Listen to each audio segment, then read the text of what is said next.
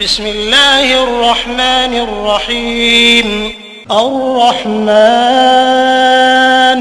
علم القرآن خلق الإنسان علمه البيان الشمس والقمر بحسبان والنجم والشجر يسجدان والسماء رفعها ووضع الميزان ألا تطغوا في الميزان وأقيموا الوزن بالقسط ولا تخسروا الميزان والأرض وضعها للأنام فيها فاكهة والنخل ذات الأكمام والحب ذو العصف والريحان فبأي آلاء ربكما تكذبان خلق الإنسان من صلصال كالفخار وخلق الجان من بالعالمين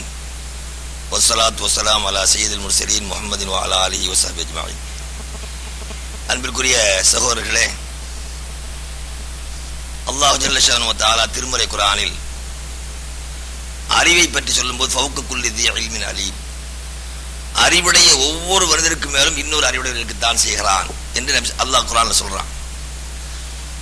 சுப்ஹானல்லாஹ். நபிகள் நாயகம் ஸல்லல்லாஹு அலைஹி வஸல்லம் பற்றி ஆயிஷா சொல்லும்போது குறைவான வார்த்தைகளில் நிறைந்த பொருளை உள்ளடக்கி பேசக்கூடியவர்கள் என்று அவங்க சொல்றாங்க.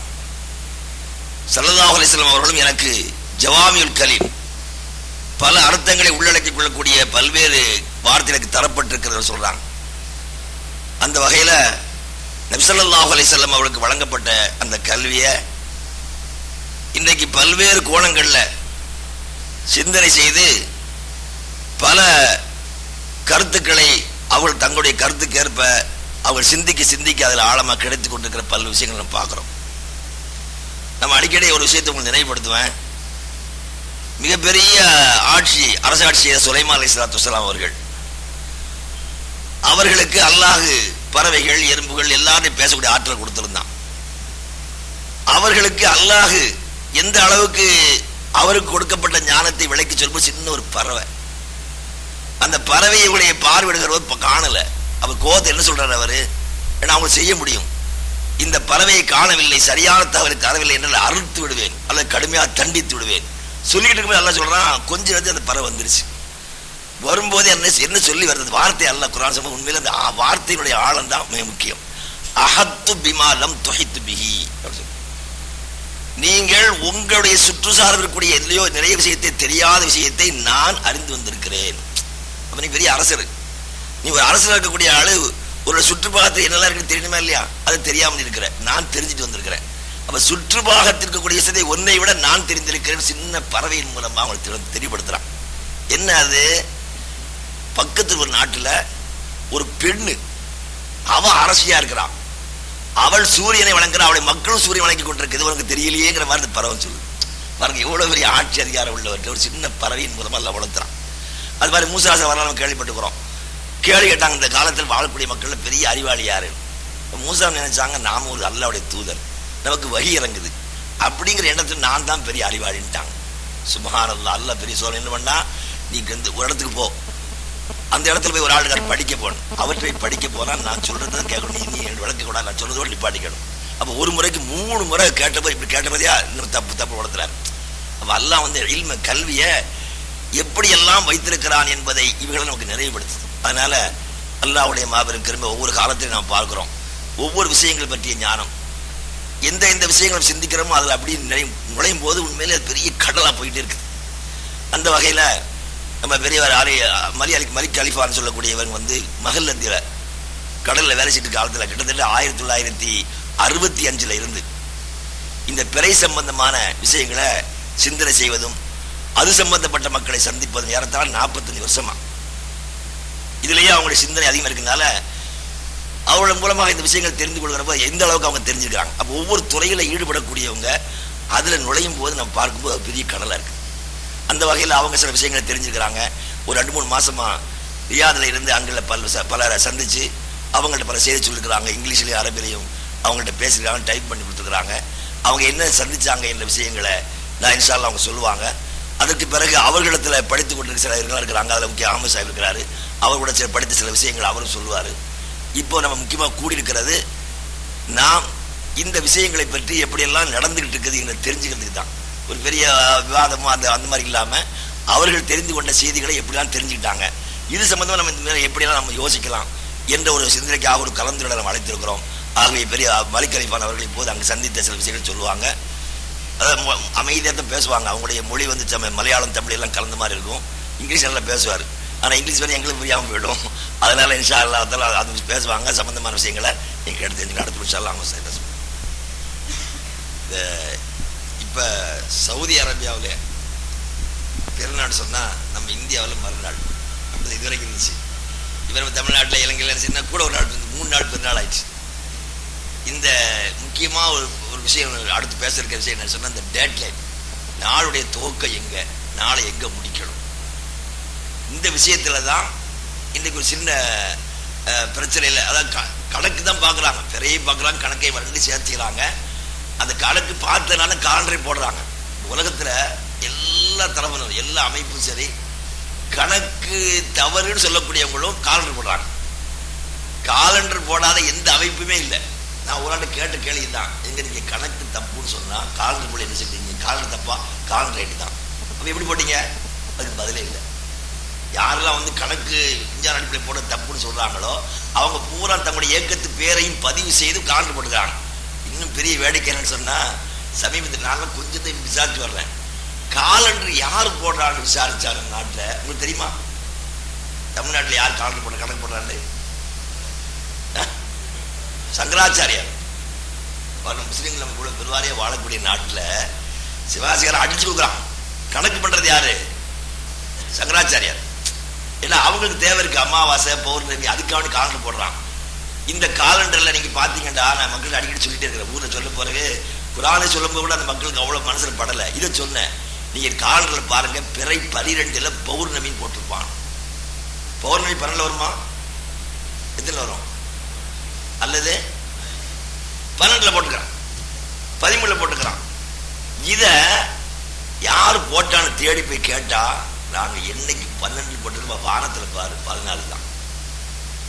நீ 12 போட்ட அன்னைக்கு 14 கரெக்ட். நான் போட்ட கணக்கு ரைட்டு, நான் எழுதின கணக்கு தப்பு. ஏன்டா உங்க ஆள் கண்ணால் பார்க்கணும், கண்ணால் பார்ப்போம்மா. 1 2 பேரெல்லாம் பார்க்க மாட்டாங்க, அந்த பேரை தெரியாமல் விட்டுருவாங்க. நீங்க 3 பேரை அன்னைக்கு வானத்தில் பாருங்க, கரெக்டாக 3 இருக்கும். அன்னைக்கு நீங்க சொல்லி 1ம்பீங்க. அதை 2வது பேரை நீங்க பார்ப்பீங்க, அன்னைக்கு 1ம்பீங்க. அப்போ அதுக்காக உங்களுக்கு தோதால் போட்டுருக்கிறேன். ஆனால் நான் என்னைக்கு 12 பௌர்ணமி போட்டுக்கிறேன், அன்னைக்கு வானத்தை பாருங்க கரெக்டாக இருக்கும். அதே போல 27 அல்ல 28 அமாவாசை போட்டிருப்பாங்க. 27 வருமா? 26 அமாவாசை போடுறாங்க. அதுலேயே 2வது செய்யலாம் இருந்தான்.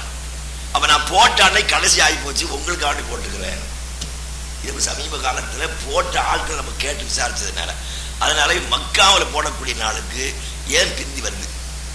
அப்போ முதல்ல இந்த டேட்லைனை போட்ட ஆள் யாரு என்ற விஷயத்தை இன்ஷா அல்லாஹ் மக்ரிப் தொழுகைக்கு பிறகு சகோதரர் அவங்கள படிச்சிருக்கிறாங்க. அல்ஹம்துலில்லாஹ் ரொம்ப நாள் உட்காந்து இரவு பகலாக படிச்சுருக்கிறாங்க. அந்த விஷயத்தை அவங்க சொல்லுவாங்க இன்ஷா அல்லாஹ் தாலா. அது சம்பந்தமாக வேற யாருக்கா எனக்கு சந்தேகம் இல்லை, இன்ஷா அல்லாஹ் பேசும். அன்பிற்குரிய சகோதரர்களே, போட்டிலா வேற வேணும் பேரா. அதாவது இப்போ நம்ம கூடுறது எதுக்காக என்று ஒரு சின்ன எதுக்காக கூட்டினா, கூடுறது வந்து அதாவது எந்த நோக்கம் இல்லை. பொதுவாக வந்து அவங்க என்ன பார்க்க வந்தாங்க, பார்த்துட்டு போகிறோம். ஏன்னா நம்ம ஏற்பாட்டில் இருக்கும்போது அவங்க வள்ளியூர் பக்கத்தில் இருந்தாலும் கொஞ்சம் பழக்கம். அவங்க நம்மளை பார்த்து பேசிட்டு போகிறாங்க. அந்த இடத்துல நாம் ஒரு யோசனை செய்து தான் இதை செய்தோம். ஆனால் என்னென்னா, நம்ம நாட்டை பொறுத்த வரைக்கும் முன்னால் 2 பேர் தான் இருந்துச்சு, இப்போ 3 ஆயிடுச்சு. அதை பொதுவாக குர்ஆன் ஹதீஸை நம்ம ஆய்வு செய்யும்போது ஒரு சின்ன விஷயம், அல்லாஹ் காலன் நாசு உம்மத்தன் வாஹிதாங்களாம், மனிதர்கள் ஒரே கூட்டமாகத்தான் இருந்தார்கள். இப்போ பாஸல்லாஹு நபியின முபஷ்ஷிர முந்திருக்கிறான்.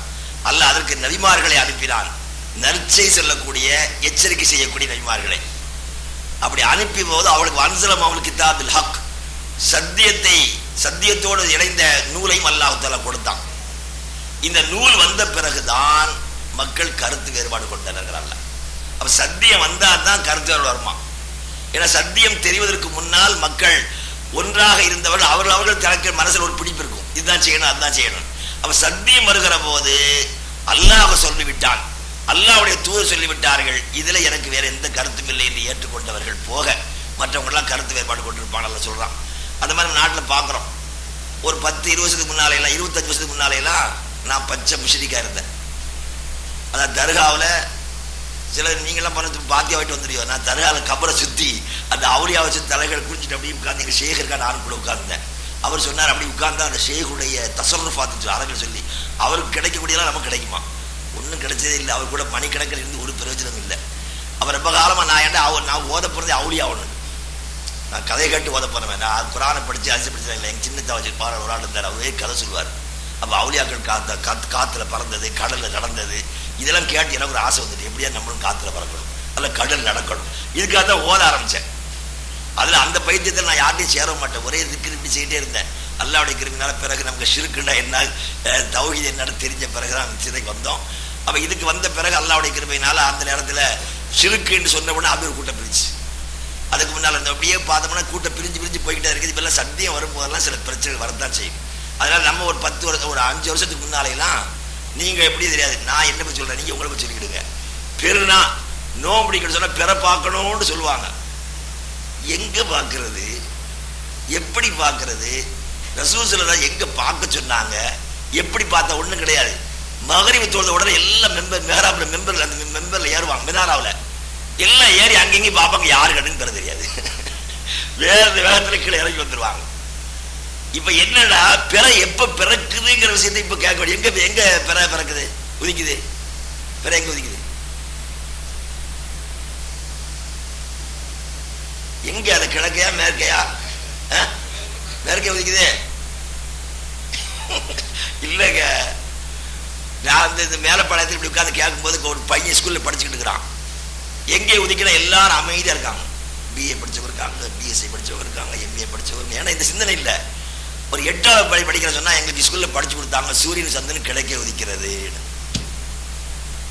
நமக்கு தெரியல. இப்போ உதாரணமா நம்ம இப்போ உங்க வந்திருக்க நம்ம எல்லாம் ஒரு எல்லாம் தெளிவான ஆளுங்க. இஸ்லாமிய மாதத்தினுடைய 12 மாசம் சொல்ல கணக்கு சொல்லிடுவீங்க எல்லாருமே, அப்படிதான் நினைக்கிறேன் நான். முஸ்லீம்கள் சொல்லக்கூடிய மக்களுக்காக பாருங்க, அவங்கள்ட்ட ஸ்கூலுக்கே போகாத சொல்லுங்க, 12 மாசம் எடுப்பா, ஜனவரி 10 மார்ச் ஏப்ரல் வேகமா சொல்லிடுவான். இஸ்லாமிய மாசம் சொல்றாங்க, அது என்னது, அது என்னது தெரியாது. அப்ப இஸ்லாத்துல அல்லாஹ் சொல்லும் பாருங்க, வானம் பூமி படைக்கப்பட்ட காலத்திலிருந்தே அல்லாஹ்விடத்தில் மாதத்துடைய வருடத்துடைய எண்ணிக்கை 12 மாதங்கள். அதுல 4 மாதங்கள் கண்ணியத்திற்குரிய மாதங்கள். 12 தெரிஞ்சாதான் 4 எதுன்னு தெரியும். அப்ப அந்த வகையில் நாமெல்லாம் ரொம்ப சிந்தனை குறைவா இருக்கிறோம். அது மட்டும் இல்லாம அடுத்த ஒரு கேள்வி நான் அடிக்கடி கேட்கிறேன், எனக்கு தெரிஞ்ச காலத்தை கேட்க ஆரம்பிச்சேன். பிறை பார்க்கன்னு சொன்ன உடனே என்னைக்கு பிறை பார்க்கறது, என்னைக்கு பிறை பார்க்கறது? 29 ஷாபான் 29. ஷாபான் 29 நம்ம எப்படி முடிவு பண்றது? இந்த கேள்வி கேட்டா யாருக்குமே தெரியல.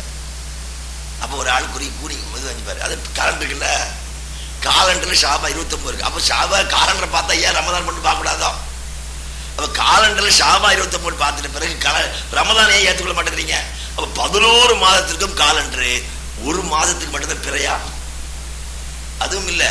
அப்படி மட்டும் இல்லாம 29 அன்றைக்கு பார்க்கறதுங்கிறத ரசூல் சொல்லவே இல்லை. ஹதீஸ் எங்கேயும் பாருங்க அப்படின்னு கிடையாது.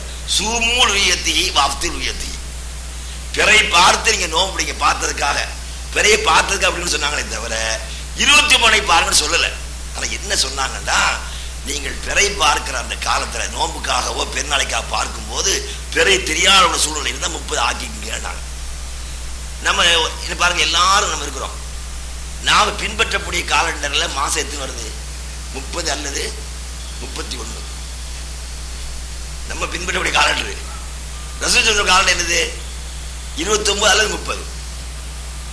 அப்ப நம்ம வளமையில ஏற்றுக்கொண்ட காலண்டர் அதை பின்பற்றிட்டு இருக்கோம், எல்லாரும் அதை கண்டுபிடிச்சிருக்கிறோம். 32 எப்படி வந்துச்சு?